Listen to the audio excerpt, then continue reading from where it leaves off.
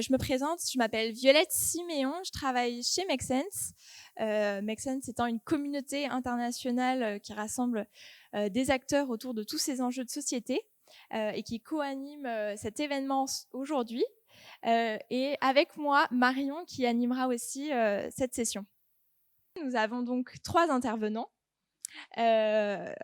Thibault Lamarque, qui est fondateur de Castali, Isabelle Blauvé, qui est directrice innovation sociale chez Malakoff Humanis, et Céline Bellink, qui travaille à la direction mécénat et partenariat chez APF France Handicap. Et ce que je vous propose, c'est déjà d'entendre chacun d'entre eux pour qu'ils puissent s'introduire eux-mêmes. Déjà, merci d'être venus pour cet événement. Donc l'idée, c'est que vous vous présentiez chacun et puis que vous disiez aussi pourquoi vous, personnellement, cet indicateur et ce sujet vous touche et touche votre organisation. Donc Isabelle, à vous la parole. Donc, merci et bonjour à tous. Alors moi je représente donc Isabelle Blavout. Je représente Malakoff Humanis. Alors Malakoff Humanis, c'est un groupe de protection sociale, c'est-à-dire qu'on gère principalement la retraite complémentaire pour à peu près 10 millions de salariés et 6 millions de retraités, et on gère également toute la partie santé complémentaire pour à peu près aussi 10 millions d'assurés. Donc ça vous donne un peu notre niveau de responsabilité pour accompagner ces personnes en termes de protection sociale.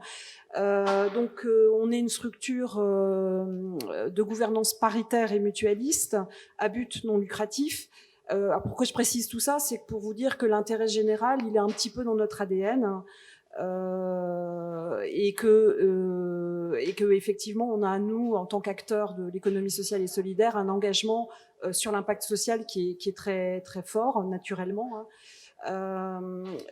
Pour donner une autre illustration, aujourd'hui, nous avons un budget à peu près de 160 millions d'euros qui est consacré au soutien des personnes et des structures qui interviennent auprès de ces personnes, des personnes qui connaissent des situations de fragilité. Alors notamment autour du handicap, du cancer, du bien vieillir, de la perte d'autonomie, et également bien sûr de tous les aidants qui accompagnent ces personnes en situation de fragilité. Donc c'est un budget de 160 millions d'euros, à la fois en soutien direct, mais aussi en soutien de toutes les structures qui peuvent intervenir auprès de ces personnes. Donc là aussi, pour nous, le soutien des structures, des associations plus ou moins grandes, des acteurs territoriaux plus ou moins structurés, que ce soit des start-up ou encore une fois des associations déjà de grande taille, hein, on parle de l'APF, de la Croix-Rouge, ce sont des structures que nous soutenons, dont nous soutenons les projets parce qu'elles ont de l'impact social. Et que pour nous, c'est indispensable que ces structures existent et puissent développer des projets sur les territoires pour pouvoir apporter des solutions sur les secteurs d'activité que nous privilégions. Voilà. Alors moi, à titre plus personnel, donc forcément, encore une fois, c'est dans notre ADN, hein, c'est dans l'impact social et le soutien des structures, c'est dans notre ADN, c'est dans notre fonctionnement historique, et avec des modes de fonctionnement qui ont beaucoup évolué sur ces dernières années. Et puis moi, plus personnellement, je suis directrice d'innovation sociale, donc en fait mon rôle c'est d'aller chercher, de mettre en place des solutions nouvelles sur des problématiques qui n'ont pas encore trouvé leur solution. Et pour ce faire, on le fait en propre, mais encore une fois, on le fait surtout et beaucoup avec des partenaires externes qui eux-mêmes ont de l'engagement social et de l'impact social. Donc c'est ça qu'en fait, voilà, moi je suis venue témoigner de tout ce qu'on peut nous apporter comme soutien aux partenaires externes. Et tout l'engagement aussi de nos collaborateurs auprès de ces structures pour pouvoir faire émerger des solutions et encore une fois dans les territoires au plus près des individus. Super, merci. Céline, si tu veux. Oui, donc bonjour, donc Céline Belling, je suis responsable du mécénat donc chez APF France Handicap, donc une association. Donc qui sommes-nous? En fait, on est une association référente sur la cause du handicap, anciennement appelée Association des paralysés de France, donc peut-être que vous nous connaissez plus sous ce nom-là. On accompagne et on défend en fait les personnes en situation de handicap et leurs proches depuis maintenant plus de 85 ans. Et on a une association assez importante puisqu'on mobilise à peu près 100 000 acteurs en fait en France. Sur différents champs d'activité, j'ai envie de dire, il y en a 3 principaux. les établissements médico-sociaux. Il y en a à peu près 400 en fait, qui sont gérés par notre association sur tout le territoire. On a un département, enfin plutôt une structure qui s'appelle APF Entreprise qui gère tout ce qui est établissement adapté et ESAT, donc avec des salariés qui travaillent en situation de handicap et qui travaillent au quotidien et notamment qui fabriquent ce masque inclusif que vous voyez là. Et puis, on a un dernier champ d'activité, et pas des moindres, qui est tout le volet associatif, qui est fondamental pour l'association et qui est composé notamment de 96 bureaux dans toute la France qui accompagnent au quotidien les personnes en situation de handicap et leurs familles et qui est 100% je dirais, financé par la générosité du public et des mécènes. Donc voilà, donc moi, mon rôle là-dedans, vous en doutez, du coup, c'est d'accompagner les entreprises et de proposer des solutions de soutien aux entreprises sur ce volet associatif à travers des axes, des projets et dont l'objectif évidemment c'est que ça rentre dans leur stratégie RSE ou stratégie d'entreprise pour qu'on construise ensemble, je dirais, une solution. On a 5 grands axes qui sont le fruit de je dirais, de nos missions associatives. Le premier axe, c'est le développer l'innovation au service de l'inclusion. Donc, à travers cet axe-là, ce qui est fondamental pour nous, c'est toute l'inclusion par le numérique, et ça l'est d'autant plus au vu de ce qui s'est passé, mais aussi apporter des solutions innovantes qui permettent en fait de favoriser l'accessibilité, soit via des produits, soit via des services. Notre deuxième axe, c'est défendre les droits, dont l'accessibilité. Donc là aussi, au quotidien, en fait, il faut savoir que ça, c'est quelque chose de très important pour les personnes en situation de handicap. On a à peu près 10 000 demandes par an de personnes qui sont complètement perdues dans les démarches administratives et on est vraiment très sollicité pour au quotidien les aider, à la fois parce qu'elles n'ont pas accès ou que c'est assez compliqué. On accompagne évidemment les personnes au quotidien, mais aussi à travers des groupes de soutien pour les aidants, notamment. Ça, c'est le troisième axe. Et enfin, le quatrième axe, c'est proposer des loisirs à l'ensemble des personnes en situation de handicap. On a notamment tout un service dédié pour des personnes en situation de très grande, je dirais, dépendance, pour qu'elles puissent partir en vacances. Et on accompagne 1000 vacanciers par an, du coup, dans ces vacances. Donc voilà, le champ d'activité que nous proposons aux entreprises. Super, merci beaucoup Céline. Thibaut, à ton tour pour nous présenter du coup Castali et puis l'engagement que ça représente. Bonjour. Castali, c'est une société. Alors, j'avais très soif et on m'a livré de la Castali il y a quelques minutes.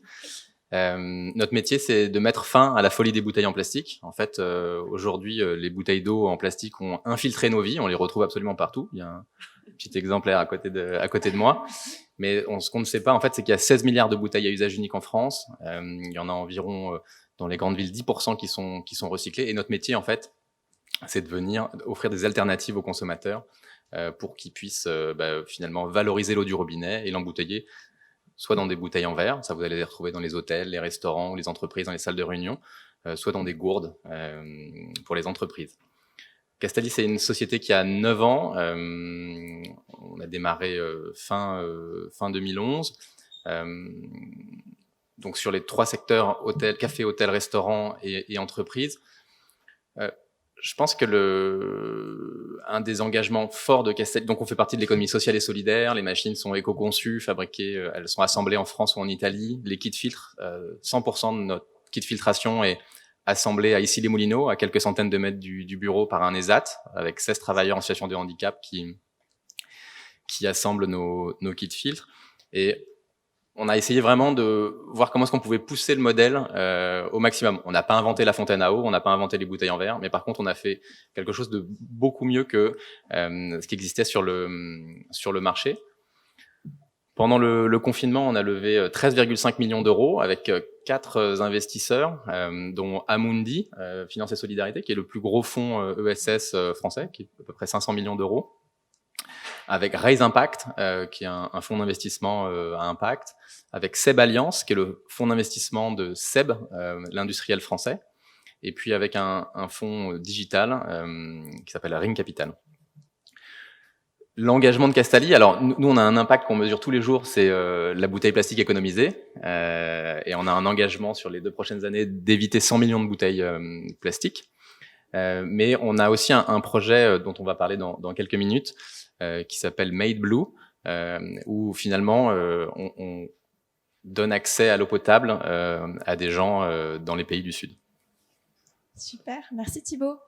Du coup, maintenant que vous avez une meilleure connaissance de qui sont les intervenants, la session va se passer en 3 grands temps. Donc, on va d'abord entendre parler de leurs apprentissages et comment eux, ils ont mis en place les actions concrètement au sein de leurs organisations. Ensuite, il y aura un temps de questions-réponses dédié, mais si vous avez encore une fois des réponses, des questions, n'hésitez pas à les poser dès maintenant. Et enfin, on aura aussi un temps d'introspection de chacun pour que vous puissiez repartir avec des actions concrètes. Déjà, pour qu'on puisse un peu mieux évaluer dans la salle qui déjà évolue dans une organisation qui pratique le mécénat. Si oui, est-ce que vous pouvez lever la main? Comme ça nous donne une petite idée. Ok, super. Est-ce que certains évoluent dans une organisation qui a pour projet ou qui a en tout cas des ambitions sur ce sujet? Ok, super, merci beaucoup. Du coup, maintenant, je vais vous donner la parole pour que vous puissiez chacun nous partager déjà un exemple de cas concret que vous avez pu mettre en place. Et du coup, pour commencer, Céline, si vous voulez bien nous partager le projet qui a été mis en place durant cette période de confinement. Oui, alors en fait, on a donc pas mal de projets qu'on suit évidemment avec des mécènes, mais là c'est quelque chose d'assez récent qui a été mis en place notamment grâce à Malakoff Humanis. Le dispositif qu'on a mis en place s'appelle le dispositif solidaire. Il a été mis en place par l'association quelques jours après le confinement pour venir en aide aux personnes en situation de handicap qui étaient particulièrement vulnérables dans cette période. Du jour au lendemain, en fait, les personnes qui travaillent dans le mouvement associatif, donc à peu près 2000 personnes, se sont réorganisées pour d'une part, déjà contacter l'ensemble des adhérents qu'on avait, donc 22 000 personnes, et assurer une chaîne téléphonique en permanence avec eux pour avoir un lien psychologique, mais aussi et surtout identifier les situations critiques. Donc rupture des soins, rupture des courses, rupture de l'accès aux médicaments, etc. Et pouvoir agir derrière en apportant du coup des aides à domicile et en évitant ces situations critiques. Donc on a eu 1600 déplacements dans toute la France qui ont été réalisés grâce à ce dispositif.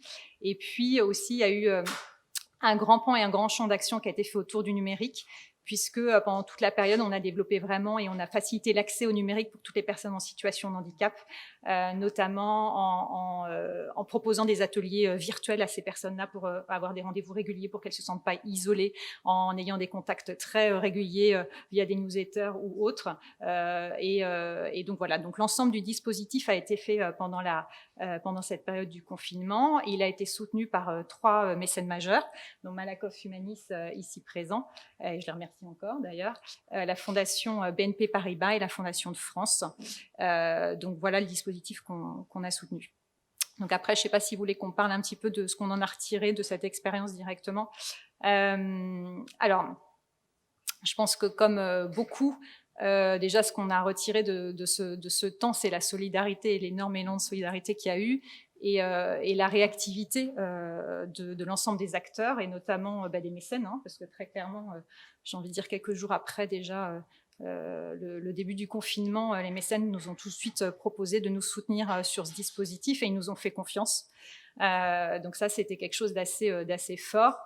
On a également, de notre côté, énormément eu d'agilité, j'ai envie de dire, et de réactivité à mettre en place tout ça, parce que du jour au lendemain, il a fallu s'organiser et complètement se réorganiser aussi dans les méthodes de travail, et ça, c'est pour nous tous. Donc ça, c'est en effet je dirais un point fort.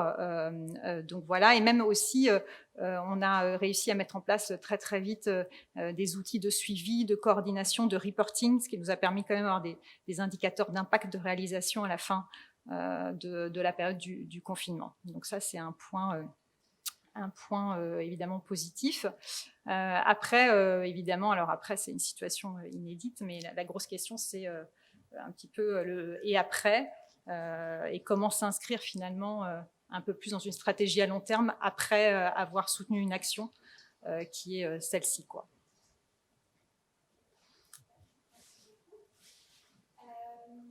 Isabelle, est-ce que vous avez des réactions par rapport à ça?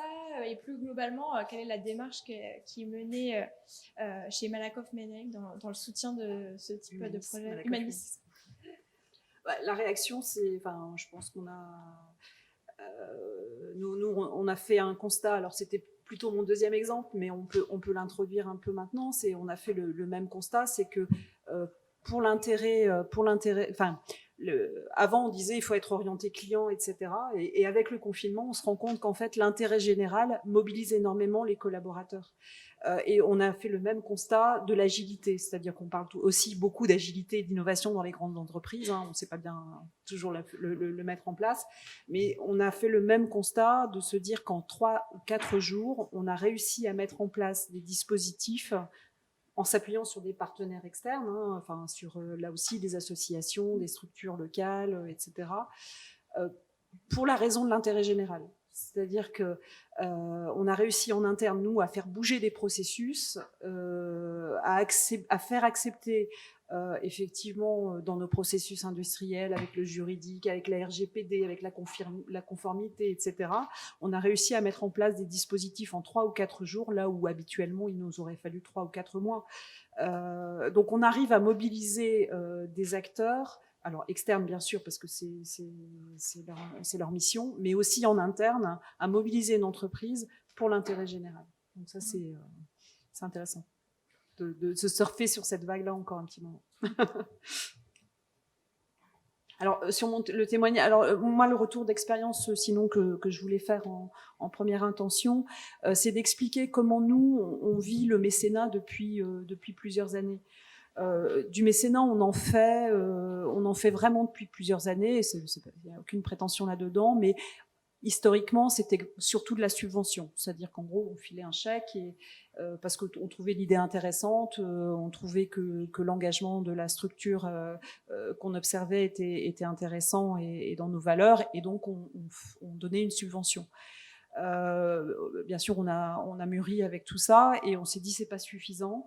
Au-delà de la subvention, il faut aussi proposer à ces structures de sécuriser leur croissance et leur changement d'échelle. Et donc, on a commencé à travailler en partenariat avec des incubateurs, par exemple Entropia ESSEC, mais aussi Ticket for Change pour des plus petites structures. On a commencé à travailler avec des incubateurs pour pouvoir proposer, au-delà du financement, ou à la place d'ailleurs du financement subvention, des parcours d'incubation. C'est-à-dire que nous, ce qu'on veut, c'est que la structure, elle développe son projet, que le projet se pérennise et que ce soit une vraie offre de service demain avec de l'impact social. Donc, on est passé à la phase où on a proposé à nos structures, enfin les partenaires, de suivre des parcours d'incubation et de les sécuriser. Et puis, on a aussi expérimenté du mécénat de compétences, c'est-à-dire qu'on a sollicité des collaborateurs en interne pour apporter du conseil, de la compétence en digital, en juridique, en marketing, sur plein en RH, etc., auprès de ces petites startups ou de ces associations. Et ça a été, enfin, vous imaginez une petite structure de 5-6 personnes, quand elle s'adresse à un groupe de 12 000, le nombre de compétences qu'elle peut y trouver est très important. Donc on a proposé du mécénat de compétences. Et puis aujourd'hui, on a même un fonds d'investissement ce qu'on appelle MH Innov, qui propose effectivement d'investir dans des structures, alors plutôt dans nos secteurs d'activité, santé, impact social, etc. Mais et donc ce qu'on a appris nous au fur et à mesure des années, c'est que donner de l'argent, ce n'est pas suffisant. Ce qu'il faut, c'est apporter de la compétence, apporter de la sécurisation dans la croissance, l'incubation, le mécénat de compétences. Et pour nous, c'est vraiment gagnant-gagnant. Hein. On n'est pas philanthropique, hein, c'est vraiment gagnant-gagnant. Parce qu'à la fin, bien sûr, la structure qu'on a accompagnée est gagnante, normalement, si tout s'est bien passé. Mais nous gagnons aussi. Alors, pour les collaborateurs, parce que les collaborateurs qui ont pu apporter de la compétence à des plus petites structures, elles se sont enrichies aussi en termes d'agilité, de redonner du sens à ce qu'elles faisaient. Et puis pour le groupe, parce que nous, du coup, on peut proposer à nos bénéficiaires des services que nous n'aurions pas pu proposer précédemment. Donc pour nous, c'est vraiment un apprentissage gagnant-gagnant. Et on a un cas qui est vraiment pour nous le cas exemplaire, c'est les talents d'Alphonse. Petite structure de 2 personnes qui vient nous voir en disant on s'est implanté à Paris, on voudrait s'implanter à Lille pour lutter contre l'isolement des personnes âgées, enfin des seniors. Ok, on leur a donné un petit chèque et puis on leur a proposé de rentrer dans le programme Entrepia. Et puis aujourd'hui, c'est devenu un partenaire stratégique. On leur a apporté du mécénat de compétences aussi, etc. Et c'est devenu un partenaire stratégique. Et aujourd'hui, on va pouvoir offrir à des personnes qui passent à la retraite un accompagnement psychosocial pour éviter une rupture qui est toujours une rupture importante pour 80% des personnes, qui est le passage à la retraite et qui génère souvent des difficultés derrière, financières, sociales, santé, etc. Donc voilà, enfin, c'est ce qu'on nous on a appris sur plusieurs années, c'est qu'il ne faut pas juste donner un chèque, c'est pas suffisant. Il faut accompagner. Si je peux juste rebondir un petit peu sur ce que disait Isabelle et ce qui fait un lien un petit peu avec ce que je disais au-delà. Donc, c'est la multitude des diversités de mécénat, mais aussi la nécessité de construire à long terme quelque chose et de pas être juste sur un one-shot, mais vraiment de s'intégrer avec l'entreprise et l'association dans un partenariat constructif qui va au-delà du partenariat financier, qui va sur le partage de connaissances aussi de la cause, par exemple, nous, des fois, on propose à nos partenaires des interventions sur la cause ou sur d'autres sujets, etc. Donc, on peut vraiment co-construire ensemble quelque chose qui va bien au-delà du mécénat et on en retirera en effet des deux côtés beaucoup de choses positives. Et ça, ce besoin d'aller à long terme et de construire comme ça, je pense qu'il est essentiel dans la démarche en tout cas. Merci beaucoup. Thibaut, si tu as une réaction par rapport à ça ou même plus globalement en tant que structure comme une start-up telle que Castali, de ce côté-là, comment c'est aussi de faire du mécénat? Alors déjà, on est tout petit, parce qu'on est 85, et c'est bien. Mais peut-être que ce qui change finalement entre nos 3 structures, c'est que nous, on a pour objectif de gagner de l'argent, et que quand j'ai démarré Castali il y a 9 ans, je me souviens, on a soutenu 2 associations. Une qui s'appelle Bon pour le climat, c'est de l'assiette bas carbone, et puis une autre qui s'appelle Éthique Océan, qui promeut la pêche durable et donc la préservation de la ressource halieutique. C'était un chèque de 2 fois 5 000 euros, 10 000 euros.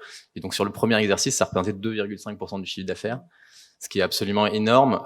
Et s'il n'y avait pas eu de ROI positif pour Castali, je l'aurais pas fait. Parce que finalement, si ça ne m'avait pas ramené des clients, si ça n'avait pas généré de chiffre d'affaires, je mettais en difficulté ma structure. Donc je pense que le fait qu'on soit à but lucratif, et finalement qu'on ait envie d'avoir de la performance, c'est important pour nous et que le ROI est important. Alors 9 ans après, c'est différent, on est plus gros, on est plus installé, et puis il y avait ce projet, ça faisait plusieurs années que je cherchais un beau projet à soutenir dans les pays du Sud, sur l'accès à l'eau potable. J'ai travaillé pendant quelques années chez Veolia, qui est le plus gros producteur d'eau potable du monde, et on avait essayé avec une première association qui s'appelle 1001 Fontaines. Et puis il y a un géant de l'agroalimentaire qui nous a demandé d'arrêter, donc on a arrêté. Et on a mis un petit peu de temps et on a retrouvé en 2019 Made Blue, qui est une fondation néerlandaise qui travaille principalement en Afrique, sur l'accès à l'eau potable et puis des douches toilettes, donc ce qu'on appelle le WASH, Water and Sanitization. Et on a donc financé 7 500 000 litres en 2019. Et avec l'idée en 2020, alors le Covid a un petit peu retardé les plans, mais l'idée en 2020, c'était de pouvoir financer des installations donc d'eau potable, de toilettes et de douches dans les 40 écoles d'une ville en Éthiopie qui s'appelle Adama. Donc ça représente l'intégralité des écoles d'Adama. Et donc pour que vous ayez un peu un ordre d'idée, un projet, donc un petit point d'eau, c'est d'abord finalement un micro-entrepreneur à qui on donne les clés d'un business. Et donc, ça lui permet de vivre, de faire des bénéfices et de réinvestir. Et donc, c'est à peu près 15 000 euros. Et pour 15 000 euros, vous avez une centaine de familles qui peuvent venir dans l'école, avoir accès à l'eau, se laver et se doucher. Et donc, ça représente entre 500 et 700 personnes par jour. Donc, pour 600 000 euros, et ben, on peut impacter plusieurs milliers de personnes. Alors, à l'échelle de Castali, c'est beaucoup trop gros, 600 000 euros, puisque ça représenterait une part trop significative de notre chiffre d'affaires. Mais l'idée, c'était d'aller taper nos clients. Donc, Castali, sans doute, financera une école, et ensuite peut-être une ou deux écoles. Et ensuite, on ira voir nos clients. Et on a la chance d'avoir dans nos clients LVMH, Kering, Microsoft et des grands groupes. On n'a pas encore Malakoff, mais j'espère bientôt. Et donc d'aller demander à ces grands groupes de venir financer un des projets, une des écoles dans la ville d'Adama. Ce qui est génial dans ce type de projet, c'est que vous avez finalement un engagement des collaborateurs assez fort. Ça permet de donner beaucoup de sens. Alors, on a déjà un métier qui donne du sens, puisque je pense que l'équipe, tous les matins, quand elle se lève, elle vient se faire de la bouteille plastique. Mais là, ça permet de donner du sens, un sens humain, avec des gens qui n'ont pas la même chance et pas les mêmes conditions d'accès à l'eau potable qu'en France. Super, merci beaucoup. On a une question qui a été plusieurs fois demandée, donc la voici. Quelles sont les clés pour une association reconnue d'intérêt général afin de bénéficier d'un partenariat en mécénat sur la durée? Je ne sais pas si quelqu'un a envie de réagir là-dessus. Les clés pour un partenaire, en tout cas, je pense qu'en tout cas, lorsqu'une entreprise s'interroge sur le fait de faire du mécénat, je pense qu'en tout cas, il faut se poser déjà pas mal de questions. Déjà, il faut être clair sur sa mission, ses valeurs, sa stratégie. Donc, ça paraît évident, mais sur bien de se poser bien là-dessus et se dire aussi qu'est-ce qu'on veut faire de ce mécénat. Tu parlais tout à l'heure d'engagement de collaborateurs. Ça peut être un des objectifs du mécénat, de se dire, voilà, on veut une fierté d'appartenance et le mécénat va contribuer à cette fierté d'appartenance et d'engager mes collaborateurs autour de ça. Ça peut être aussi un objectif d'image d'entreprise, de dire, voilà, ça contribue à la stratégie de mon entreprise et je vais le valoriser vers l'extérieur. Donc ça peut être aussi un objectif. C'est important aussi, je pense, de se dire sur quel périmètre on veut avoir ça. Est-ce que c'est un périmètre international comme tu l'as dans ton mécénat, ou est-ce que c'est quelque chose qu'on veut sur un ancrage plus territorial parce qu'on a des filiales, des succursales partout et on veut qu'il y ait une proximité de ces succursales avec l'association. Donc je pense qu'en tout cas, avant d'entamer cette démarche, les questions sont importantes à se poser, du coup, pour voir qu'est-ce qu'on veut faire avec ce mécénat. Et ça, de là va découler le choix du ou des partenaires et du coup, la construction du projet avec ces partenaires, du projet qu'on veut soutenir, quoi. Je ne sais pas si j'ai répondu à la question. Oui, j'ai pas compris le début de la question. C'est du point de vue de l'association qui demande du soutien, ou c'est du point de vue de l'entreprise qui... Ouais.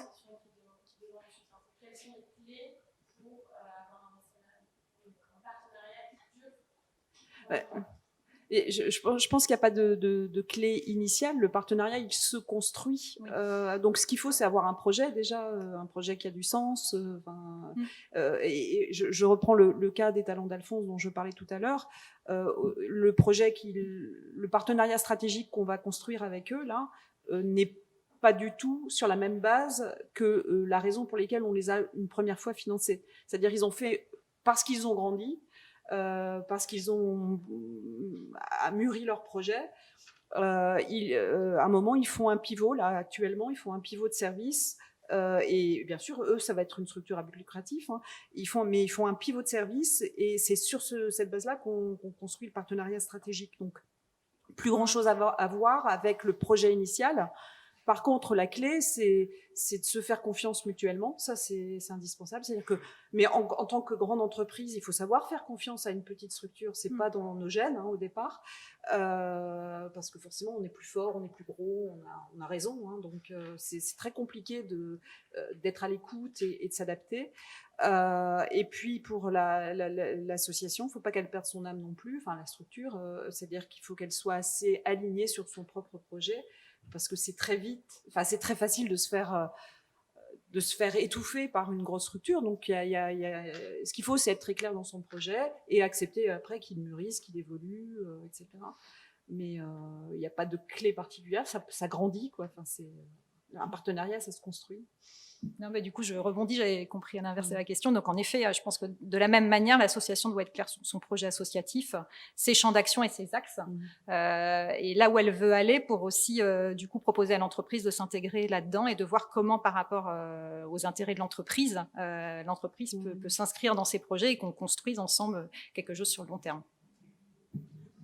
Et ça me fait penser, nous on a on a un mécénat de compétences avec une startup qui s'appelle Wenabi. Je ne sais pas si Emmanuel Bentejac est quelque part là, aujourd'hui sur le site, mais Wenabi c'est une plateforme SaaS qui permet finalement à des collaborateurs de s'inscrire et de donner, avec l'accord de l'entreprise, 1 journée, 2 journées à des projets associatifs. Et donc ça c'est bien sûr quelque chose qui se construit dans le temps.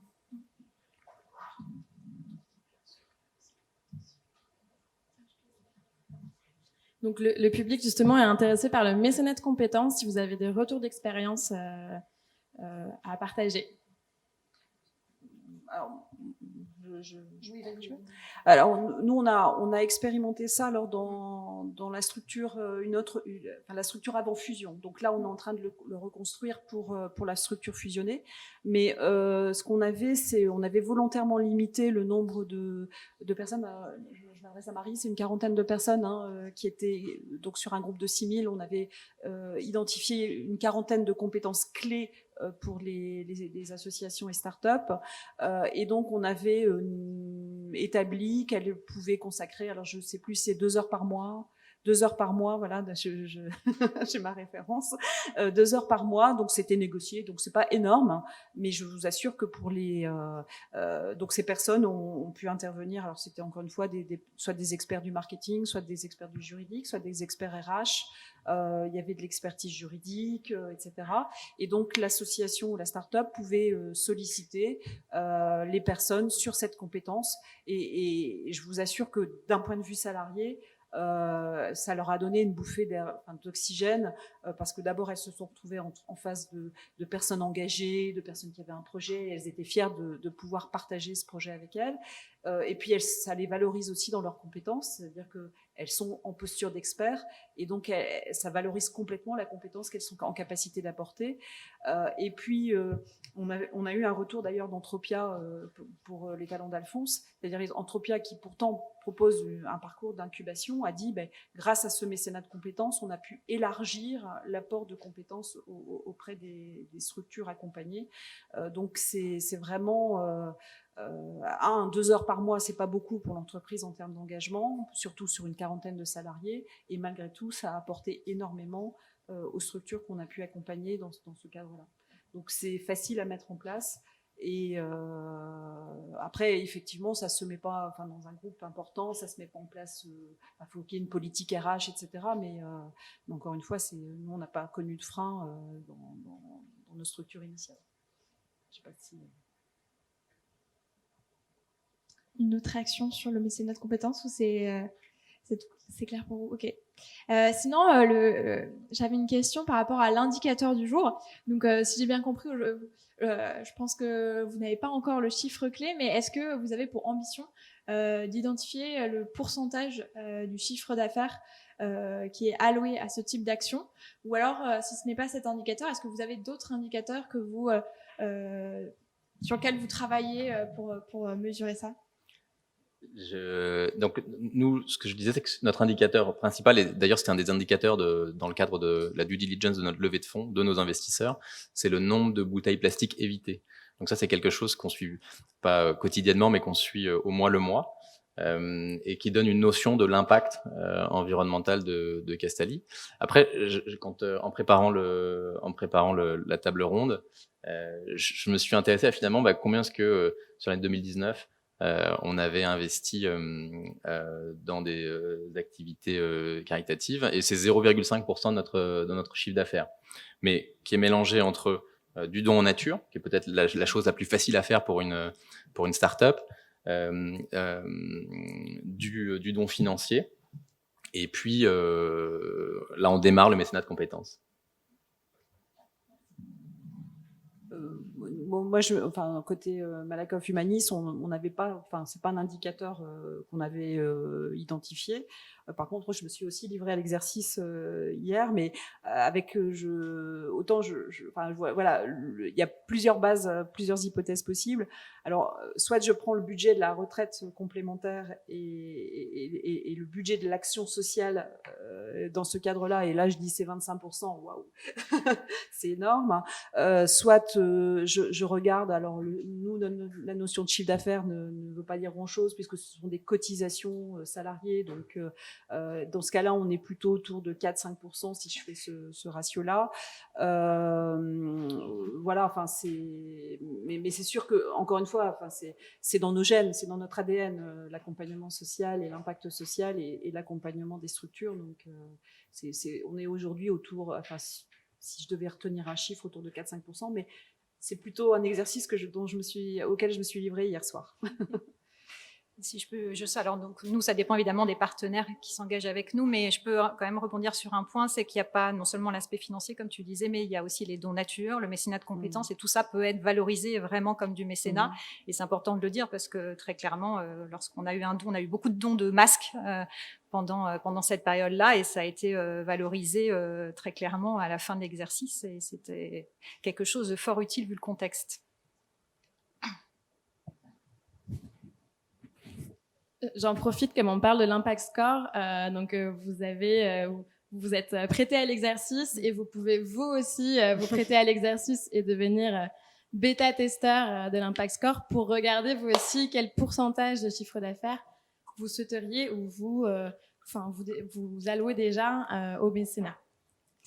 On va pouvoir prendre maintenant des questions du public et se dédier à vraiment une session de questions-réponses. Si vous voulez prendre la parole et poser directement une question, vous pouvez aussi lever la main et prendre directement la parole. Allez, je vais vous laisser la parole. Merci. Donc, en fait, la question, elle s'adresse à tous ceux qui veulent répondre. Donc, je voulais savoir quelle était votre politique partenariale avec d'autres acteurs de l'impact, qu'ils soient associatifs ou entrepreneurs.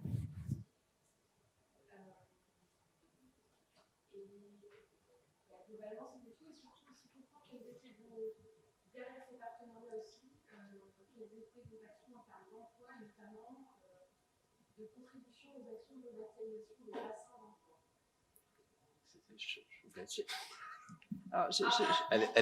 Elle est compliquée la question là, non? Vous pouvez répéter la question?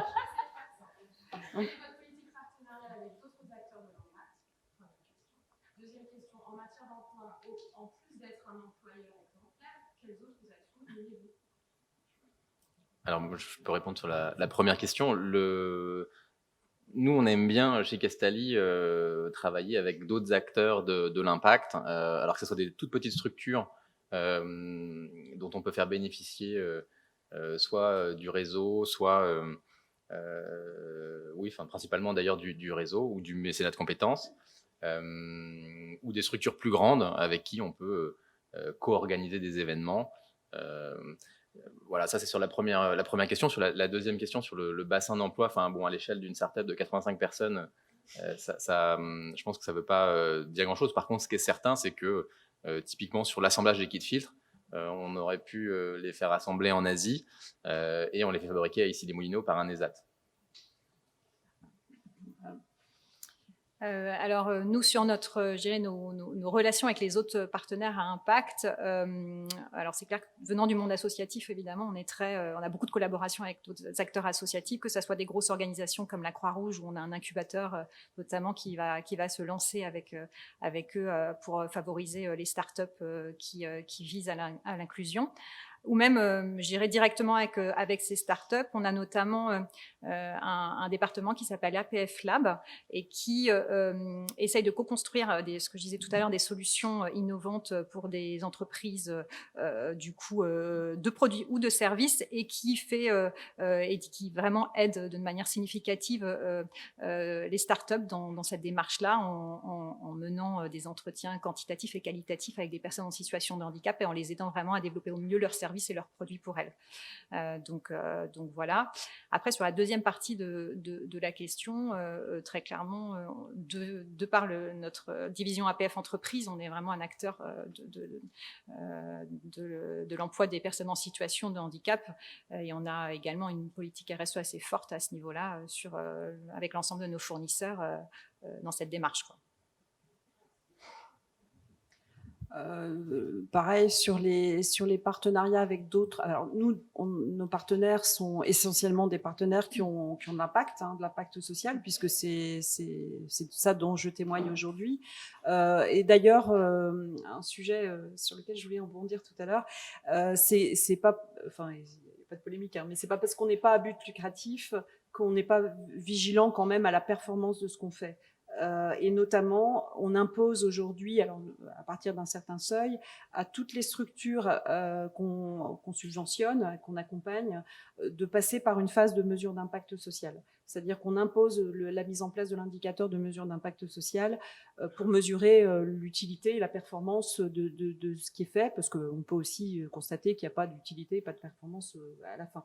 Donc, effectivement, le fait qu'on ne soit pas à but non lucratif n'empêche pas de la recherche de performance sur l'impact social quand même. Donc, après, on a des grands, comme je le disais, on a des grands partenaires. J'ai cité tout à l'heure, on a Ticket for Change, on a Entropia, etc., qui sont des acteurs aussi de l'économie sociale et qui nous aident, sur lesquels on s'appuie aussi pour vraiment structurer cette dynamique d'économie sociale. Et puis, sur le sujet du territoire, on est très très vigilant, mais c'est vraiment pour nous un axe de développement. On est très vigilant à bien sûr travailler avec des grandes associations quand on a des réponses nationales possibles. On les a cités, la Croix-Rouge, l'APF, etc. Mais on est aussi très vigilant parce qu'il y a beaucoup de secteurs d'activité où il n'y a pas de grands acteurs nationaux. Par exemple, les aidants. On n'a pas un grand acteur autour des aidants. Et donc, on est très, très vigilant à aller soutenir des structures locales parce que les réponses, elles se font en proximité, en local. Donc, on peut avoir des subventions à 5 000 € comme on peut avoir des subventions à 1 million d'euros. Enfin, je veux dire, on a une fourchette très, très large en matière d'accompagnement parce qu'il faut répondre à des solutions industrielles nationales et il faut avoir des solutions locales et soutenir des acteurs locaux. On va pouvoir poser une dernière question. Et merci d'avoir parlé de la mesure d'impact, parce que c'était une question du public, à savoir comment vous faites en sorte de vérifier que les projets que vous financez ou les structures partenaires ont un réel impact positif. Donc, si vous voulez compléter ensuite sur ce sujet, n'hésitez pas. Et la question qui est plébiscitée sur Klaxoon, c'est comment les grands de l'économie sociale et solidaire peuvent aider les petits.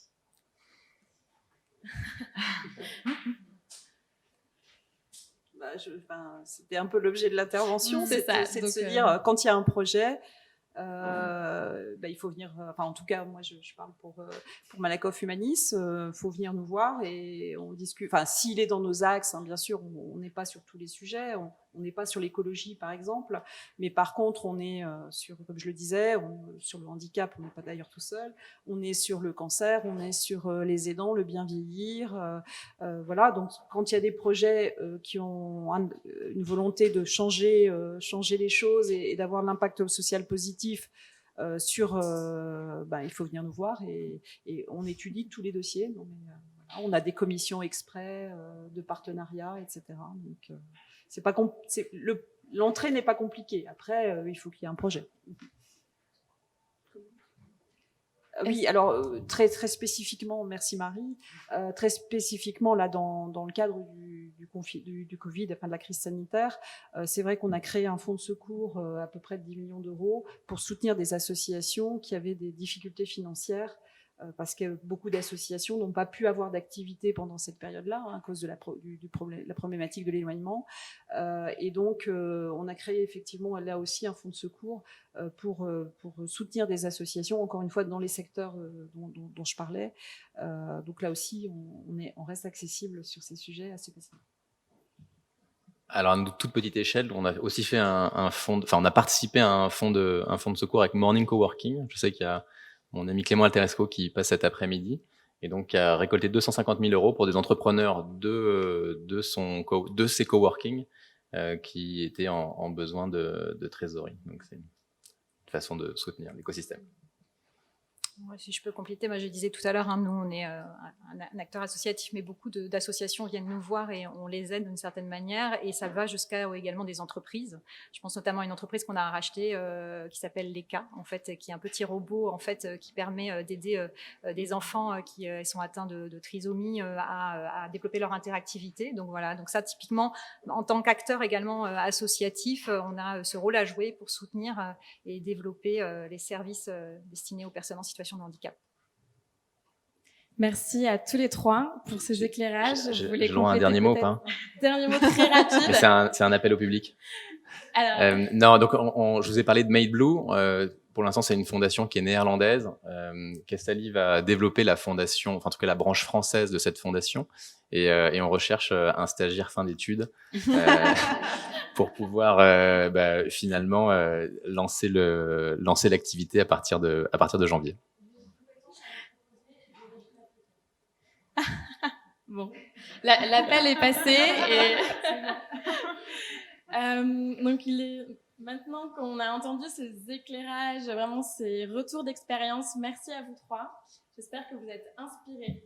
On va passer à un moment un peu d'introspection et de réflexion individuelle via Klaxoon. Donc, j'espère que vous êtes tous connectés. Et donc, la question que nous voulions vous poser, c'est la suivante. Qu'avez-vous appris ou désappris durant cette masterclass?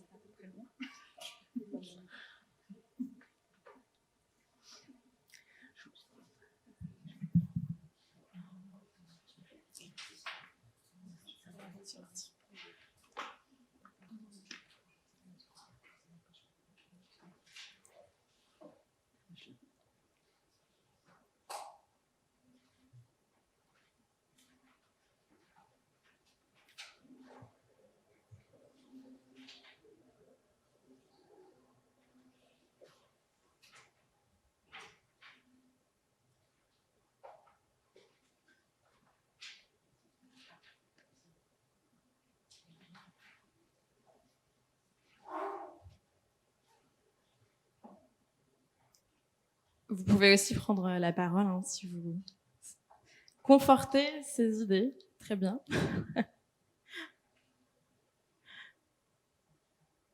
Moi, quelque chose qui m'a fait plutôt réagir, c'est par rapport à une question qui a été posée, comment les gros peuvent aider les petits. Et là, dans ce que j'ai entendu, j'avais l'impression que c'était les petits qui aidaient aussi les gros, qui n'avaient pas forcément de sens. Et que, voilà, à partir du moment où on a influence dans l'ESS, on est déjà un gros. Et, voilà. Et qu'on peut essaimer même avec ses partenaires.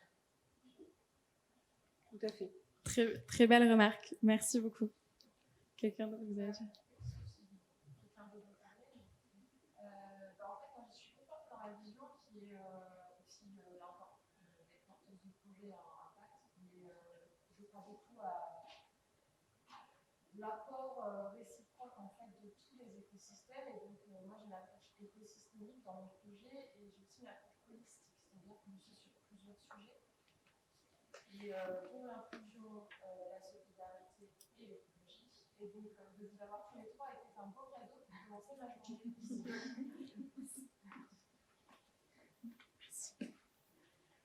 Merci. Donc, j'espère que vous repartez avec finalement des idées confortées ou l'idée que votre projet est possible. Donc, tant mieux, on est aussi là pour ça. La deuxième question qu'on souhaitait vous poser, c'est quelles actions concrètes vous souhaitez mettre en place dans vos organisations?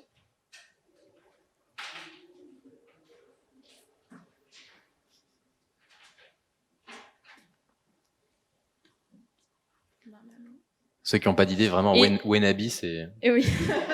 Et de la même façon, si vous voulez prendre le micro, c'est intéressant dans ces masterclass, c'est qu'on a un plus petit comité, donc si vous voulez parler de ce que vous allez vraiment mettre en place ou ce que vous mettez en place, n'hésitez pas.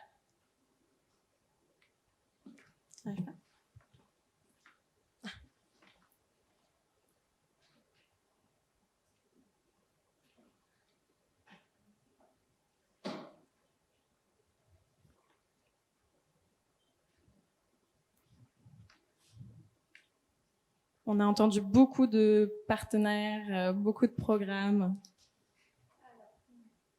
Foncez vers les mécènes déjà identifiés. Très bien.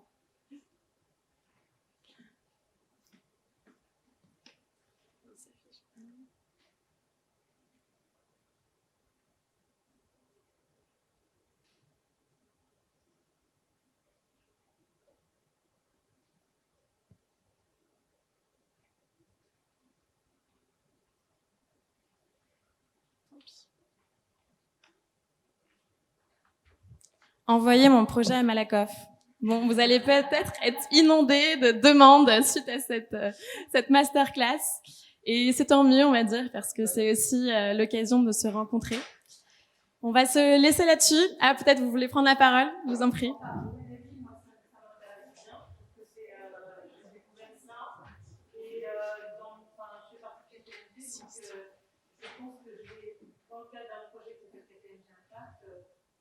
Renforcer encore plus le mécénat de compétences. J'ai bien aimé l'idée de c'est pas simplement un chèque, c'est du temps. Dans une société, en fait, tu ne donnes pas forcément du temps. Et du temps donné aux autres me semble particulièrement important pour le bonheur des uns et des autres. Alors ça tombe bien KPMG, c'est un de nos plus gros clients et je pense que sur le sujet Made Blue, j'avais prévu de venir vous voir, donc je vais prendre votre carte de visite.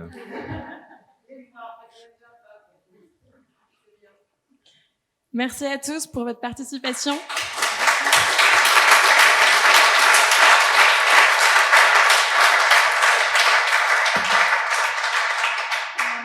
Alors, notre appel pour vous, bien sûr, c'est de vous engager, de passer à l'action sur ces thématiques de mécénat. N'hésitez pas à aller voir les indicateurs si vous voulez devenir bêta-testeur sur le site de Nous sommes demain. À venir voir les intervenants. Merci encore à eux d'ailleurs d'avoir été disponibles avec nous ce matin. N'hésitez pas à aller voir si vous avez envie de continuer la discussion.